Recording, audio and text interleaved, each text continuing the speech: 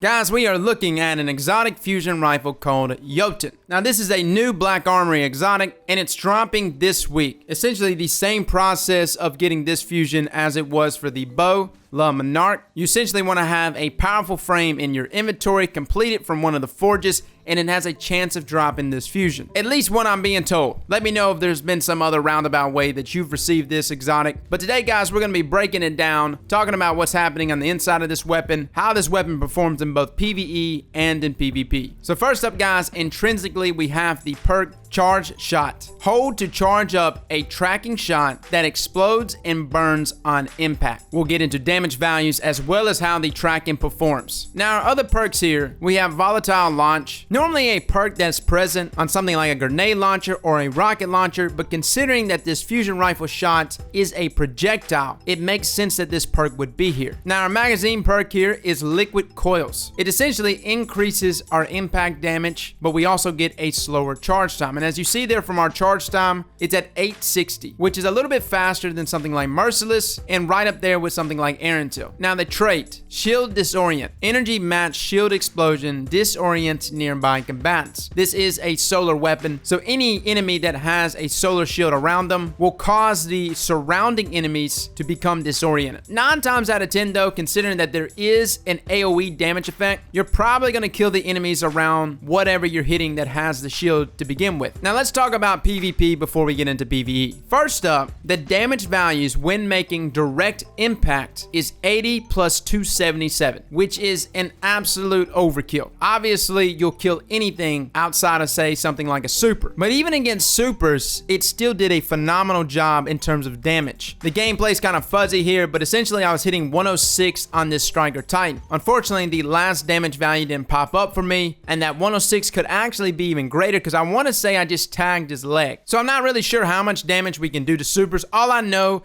is that it looks to be a guaranteed 2-shot if you make direct contact with JÖTUNN, which is pretty nasty. Now, the tracking. Let's talk about that because I've seen mixed reviews in terms of JÖTUNN's tracking ability. So first up, JÖTUNN is really good mid to long range. Now, the reason why I say mid to long range, up close for some reason, maybe it's because how the projectile itself exits the weapon, I feel like the tracking is wonky. There was just times that I shot point blank at an enemy that I know I would have hit him with any other fusion, and for some reason my fusion shot pulled a Houdini. So needless to say, I wouldn't recommend using this fusion up close. Now, secondly, you probably noticed that I'm in the air a lot. Yes, guys, I am pairing this with Lion Rampant. I feel like at this point we've made so many different variations to our AC-130 build, I don't even know what to call this. All I know is Lion Rampant, when paired with this fusion, is a very nasty combination, essentially giving us the exotic perk Jumpjets, which provides additional air maneuverability, but it also enables accurate hip fire while you're in the air during your lift. I think another thing that makes this such a beneficial exotic to rock with JÖTUNN is the ability to charge while you are jumping. So say you were to use another fusion. While you are jumping, you will interrupt your charge time,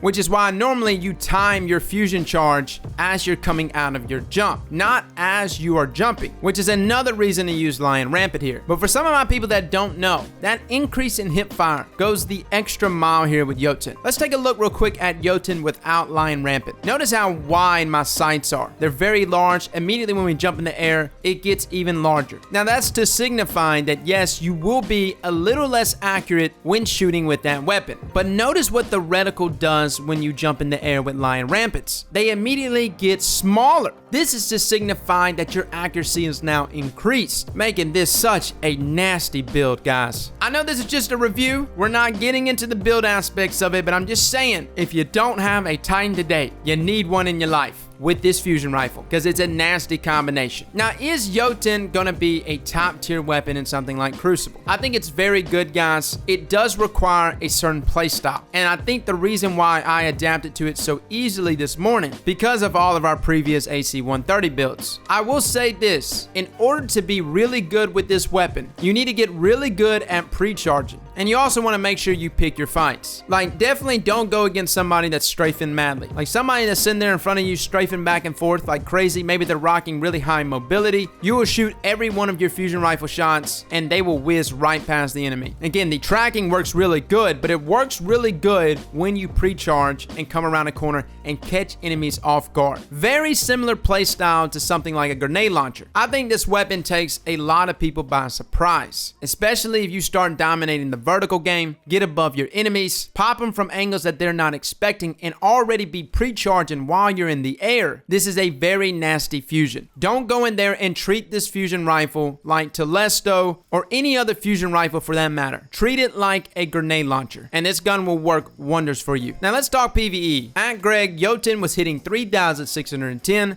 plus 1,396. But it was also doing some burn damage, which essentially was 183 times 6 for a total damage of 6,104. Put that in perspective, guys, something like Merciless does 634 damage per bolt at 7 bolts for a total damage of 4,438. So as we see here, yes, JÖTUNN does do more damage than something like Merciless, but in terms of DPS, Merciless is still the clear winner, taking only 234 frames to gun down Greg, whereas JÖTUNN took 290 frames. Essentially though, Merciless is still better in terms of damage per second, as it ramps up with each shot. But in terms of dealing with majors, with ads, with clearing through strikes, I think I would take JÖTUNN over Merciless any day, considering it allows you to run and gun much easier. It also has that AoE damage effect. To me, it is a better option for all of those things, and on top of that, you have perks like Disruption Break for when you do run into those solar shielded enemies. So all around, guys, this is a very well-rounded weapon, which has actually been somewhat of a surprise. The past two exotics that have released, Izanagi's Burden as well as JÖTUNN, are equally good in both PvE and in PvP. Now, if you didn't catch our previous review of the sniper, that is in the description below, as well as the playlist for all of the weapons, so feel free to check those out. Fellas and ladies, thank you all for coming and watching, and as always, slap that like button like your mama told you right.